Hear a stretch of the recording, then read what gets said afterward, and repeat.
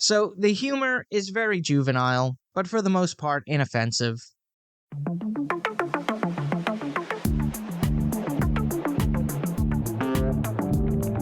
Seen it once, don't remember when. Think it's time to watch it again. Follow, subscribe, stay up to date. Episodes drop the last Friday. It's a Matt, forgot that. It's a Matt, forgot that. It's a Matt, forgot that podcast.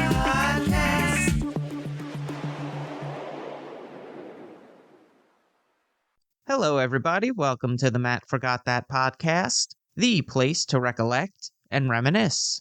I'm your host, Matt Seroski, filmmaker, film fan. Each episode, I'm going to rewatch and review a movie or TV pilot that I've seen before but don't quite remember. It could be a blockbuster, critic's choice, or cult classic. To join in on the conversation, follow me on Twitter, Instagram, and Facebook at Matt Seroski. You can subscribe to my YouTube page where I'll post videos and clips from the show. If you have any opinions on what I've reviewed or want to share your own trip down memory lane, use the hashtag MattWatchThat on social. Before we start, it was announced recently that F.U.B.A.R Candy Company is discontinuing Fruit Stripe bubblegum. I didn't realize it was still in production because its flavor discontinued after about 30 seconds. It was originally created by James Parker and produced by Beech-Nut Company in 1960. Yes, it goes back that far. It was known for the designs on the wrappers, which could be used as temporary tattoos, and the striped pattern on the sticks of gum. What made it unique was that there were 2 different packs with 5 flavors. You had Wet n' Wild Melon, Cherry, Lemon, Orange, and Peach Smash, and Cherry, Grape, Mixed Fruit, Lemon, and Cotton Candy. That was my preferred pack. There were originally a family of anthropomorphic animals used in advertisements, but over the years, with downsizing and budget cuts, in the end, only Yipes the zebra remained. So here's my salute to Fruit Stripe bubblegum, another popular brand from the 80s, 86th. On to the main attraction. Each review will end with a ranking out of 5 stars. 1 star is skip it, 2 stars watch at your own risk, 3 stars standard fare, 4 stars worth checking out, and 5 stars must see. Now, if I give a title 5 stars, it doesn't mean I'm comparing it to Casablanca, Jaws, or Seinfeld. I rank titles based on other movies or TV series in that genre and at that time period.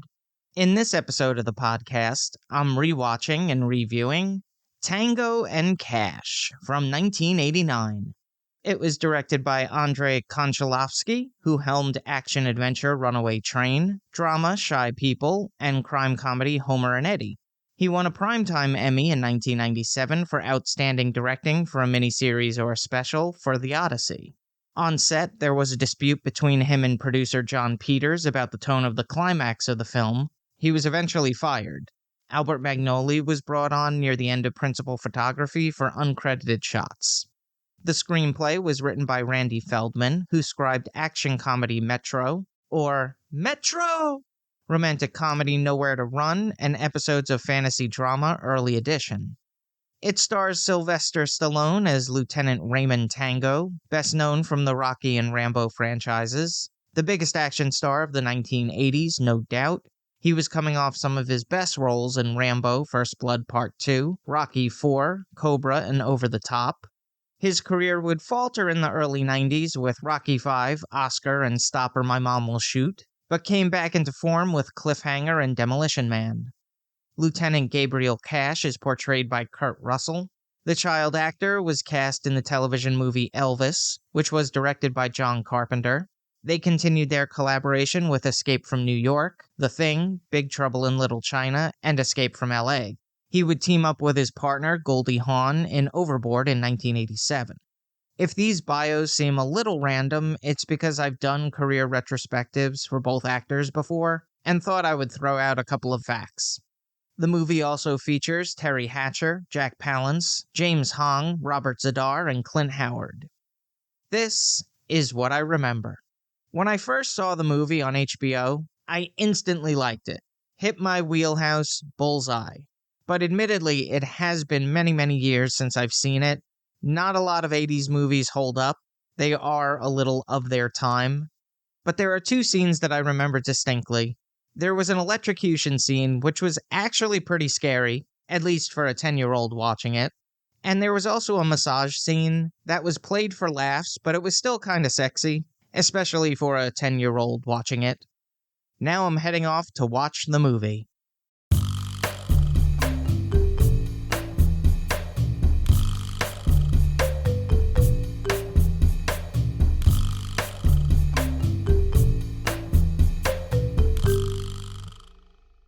This is what I forgot.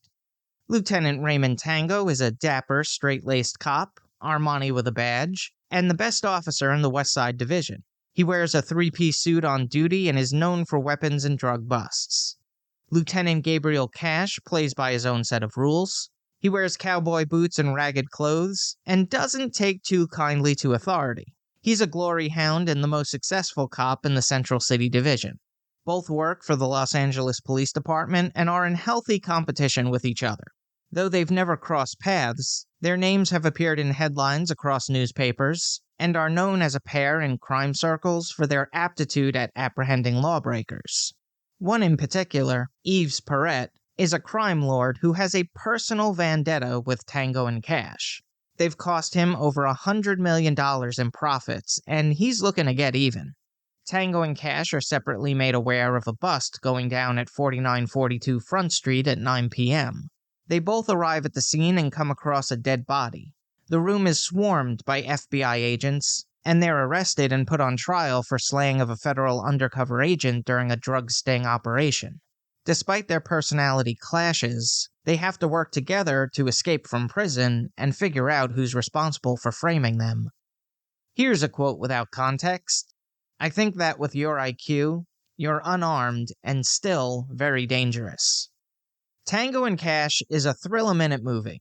It's not as highly regarded as another Warner Brothers franchise, Lethal Weapon, or Paramount's 48 Hours, but it's still a fun ride and should be in the conversation.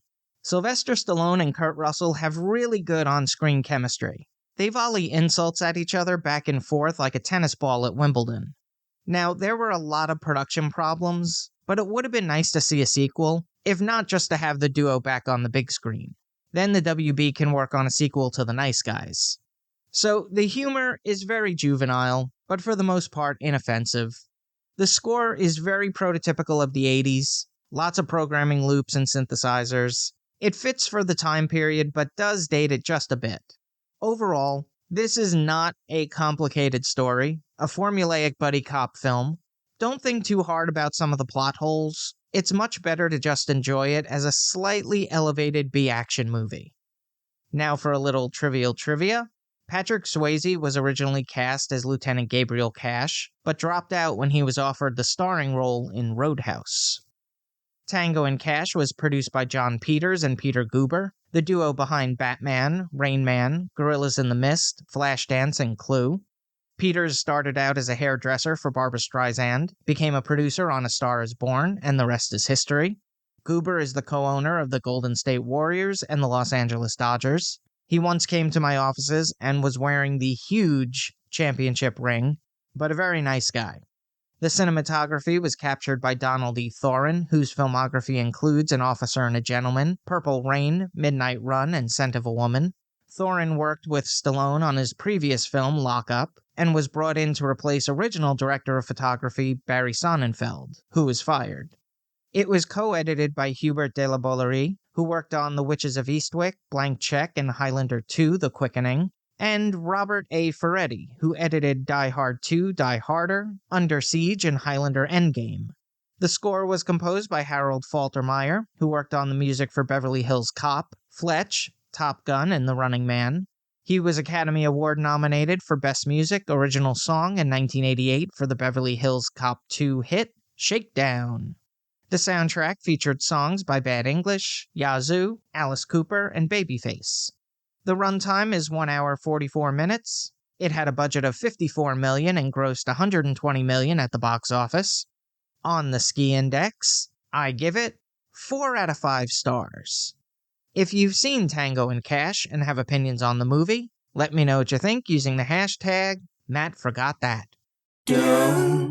Moving right along, each episode, I'm going to post throwback clips that I think people should watch. It could be movie trailers, music videos, interviews, or something completely random. Search for my YouTube page and there'll be a playlist called Matt Forgot That Playback. Game Boy was a handheld console created by Nintendo. It was released on July 31st, 1989 in North America, and included the cartridges Super Mario Land and Tetris. It had simple controls, a black directional pad, purple A and B buttons, and gray select and start options. There were also volume and contrast wheels. It was 8-bit and less advanced than competitors Sega's Game Gear and Atari Lynx, but what Nintendo lacked in technology, it excelled in entertainment. It kinda reminds me of Wii, whose graphics weren't close to what PlayStation or Xbox was offering, but there was a fun factor in playing those games that I still enjoy to this day. The only questionable choice was the pea green screen. I'm not sure what engineer thought, let's make it the color that Regan spit up in The Exorcist. But monochrome graphics aside, Game Boy was a game changer. It was the first thing that I felt was truly mine. I had to share Intellivision or Super Nintendo with my brothers, and since they were older, I wasn't getting first dibs to play after homework was done. It ran on 4 AA batteries, which lasted for 15 hours of gameplay, and you could always tell when it was running out of juice because the screen would become lighter and lighter. Nintendo later released a plug-in device that you can use instead to power it up. It also had a video link that you could hook up to your friend's Game Boy and play against them if they had the same game cartridge. I always liked the sports games and the occasional adventure games Metroid and Bomberman, but my favorite, of course, was wrestling. WWF King of the Ring, WWF Superstars, all amazing games. And also, you can never go wrong with Mario, right? Game Boy sold a massive 35 million units and over 100 million if you combine it with Game Boy Color. So I've selected a couple of commercials for Game Boy. The clips are all available in the Matt Forgot That Playback playlist on YouTube. Check it out. Now it's time for the recommendation. Yes, that's the word recommendation with Matt in the middle. I'm going to end each podcast with my own recommendation of a nostalgic movie or TV series. Today I'm talking about VIP. It tells a story of hot dog vendor Valerie Irons, who accidentally saves movie star Brad Cliff from assassination at a red carpet event, and gets recruited as the attractive face of a newly formed agency, renamed Valerie Irons Protection, VIP, when she's mistaken as a bodyguard for the stars. Now, did you get all that? It was created by J.F. Lawton, writer of Pretty Woman, Blank Man, Chain Reaction, Under Siege, and its sequel. He also directed one of my favorite movie titles, Cannibal Women in the Avocado Jungle of Death. Yes, that's real. It stars Pamela Anderson in the lead role, Molly Culver as former spy Tasha Dexter, Natalie Raitano as weapons specialist Nikki Franco, Sean Baker as retired boxer Quick Williams, Dustin Gwynn as stuntman Johnny Lowe, and Leia Lale as computer expert Kay Simmons. It also features an array of guest stars, sometimes playing themselves, including Steve Austin, Jay Leno, Alfonso Ribeiro, Eric Estrada, Lonnie Anderson, and Mark Hamill. The pilot episode has an appearance from Bryan Cranston and Dean Norris, who would eventually re-team for Breaking Bad. Yes, the plot is ludicrous, but this show does not take itself seriously in the slightest, and that's the biggest draw. Well, unless you like watching Pamela Anderson in fashionable dresses, that might be your biggest draw. But I came across the show very accidentally. There's a station called MeTV, which is based out of New Jersey. It stands for Memorable Entertainment, but it's most famous for having Sven Gulli, who hosts a cheesy horror movie every Saturday night. But there's now a spin-off channel called MeTV Plus. I'm not sure why they didn't go for the obvious for a second channel, Me Too, but it was before work. I decided to check out the channel MeTV Plus, and VIP was airing. I don't have too many memories of the show in its initial run. It aired in syndication, so it would come on at random times on random channels. So I had it on in the background, started watching, and all the actors' tongues are firmly planted in cheek. and I kinda started to like it. Don't get me wrong, it was bad, but it wasn't so bad. It was just as good as some of the B-action movies that I watch. So this went from just watching the channel to actually becoming part of my routine. VIP was on for 4 seasons, 88 episodes from 1998 to 2002. It's streaming on a couple of places, so check it out. Let me know what you think. Am I crazy, or is this okay popcorn fun? That's all for this edition of Matt Forgot That. Thanks for listening to me reminisce. You can follow me on Twitter, Instagram, and Facebook at Matt Seroski. You can subscribe to my YouTube page where I'll post videos and clips from the show. If you have any opinions on what I've reviewed or want to share your own trip down memory lane, use the hashtag MattForgotThat on social. Head over to mattseroski.com for all the latest news and updates, and come back next time for the rewatch and review.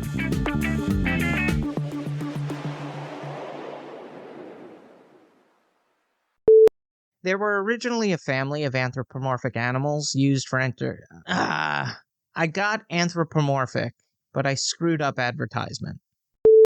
It was directed by Andrei Konchalovsky.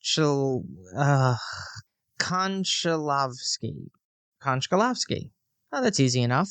Maybe if I read it beforehand, I wouldn't have messed it up. It tells the story of hot dog vendor Valerie Irons, who accidentally saves movie star Brad Cliff from assassination at a red carpet event and gets recruited as the attractive face, breath, of a newly formed agency renamed Valerie Irons Protection when she's mistaken as a bodyguard for the stars. Can that sentence be any longer, Matthew? The only questionable choice was the pea green sea. No,